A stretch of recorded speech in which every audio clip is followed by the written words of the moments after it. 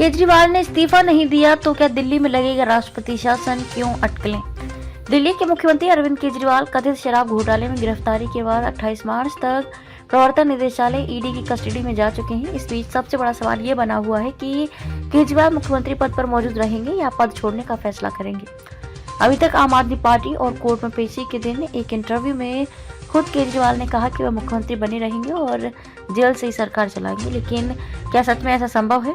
क्या जेल से सरकार चलाई जा सकती है? क्यों केजरीवाल के इस कदम को एक्सपर्ट मुश्किल मान रहे हैं? क्या दिल्ली में राष्ट्रपति शासन पर भी विचार हो सकता है? आइए समझते हैं क्या है कानूनी प्रावधान।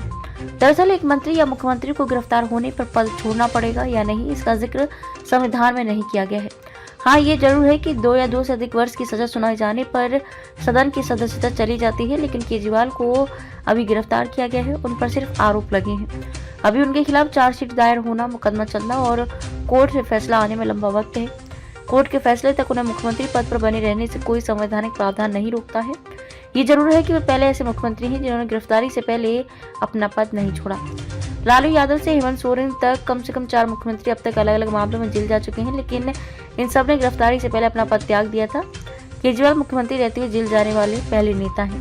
सीएम बने रहने में क्या दिक्कत? केजरीवाल की जेल से सरकार चलाने की इच्छा को संविधान के कुछ जानकार अव्यवहारिक मानते हैं। उनका कहना है कि भले ही इसमें कानूनी अड़चन हो, लेकिन असल में जेल से सरकार चलाना बेहद मुश्किल है। पूर्व लोकसभा महासचिव और संविधान के जानकार पीडीटी आचार्य ने बातचीत में कहा कि इसमें कोई शक नहीं है कि आम आदमी पार्टी के पास सदन में प्रचंड बहुमत है और सदन का विश्वास उनमें कायम है, जो मुख्यमंत्री के रूप में केजरीवाल की स्थिति को मजबूत करता है। लेकिन जेल अपने नियमों से चलता है, इसलिए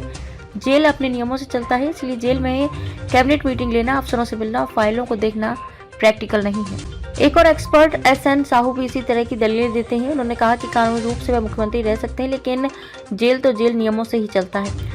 जेल में आपको लोगों से मिलने की इजाजत नहीं होती है, वे कैसे सरकार चलाते हैं।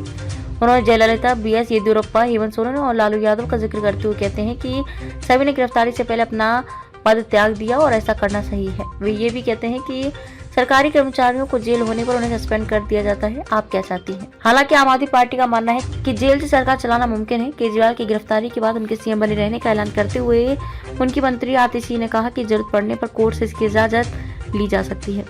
आपके एक नेता ने यह भी बताया कि केजरीवाल को किसी ऐसी इमारत में अलग से रखा जा सकता है जिसे जेल घोषित कर दिया जाए और वे यहाँ रहकर अपना कामकाज भी देख सकते हैं। वे इसके लिए सहारा ग्रुप के प्रमुख रहे सुब्रत राय सहारा का भी उदाहरण देते हैं। हालांकि यह कोर्ट और एलजी के फैसले पर निर्भर करता है। क्या राष्ट्रपति शासन पर भी हो सकता है विचार?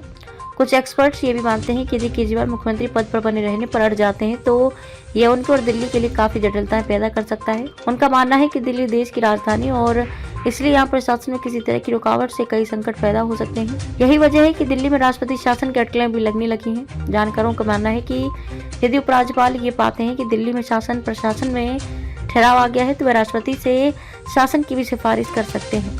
टाइम्स ऑफ इंडिया के मुताबिक पूर्व विधानसभा सचिव एसके शर्मा ने कहा कि संवैधानिक संकट की स्थिति में 1 साल के लिए राष्ट्रपति शासन लगाया जा सकता है। इसे 2 बार 1-1 साल के लिए बढ़ाया जा सकता है। हालांकि राजनीतिक लिहाज से ये भारतीय जनता पार्टी की केंद्र सरकार इसे अपने लिए मुफीद नहीं मानेगी।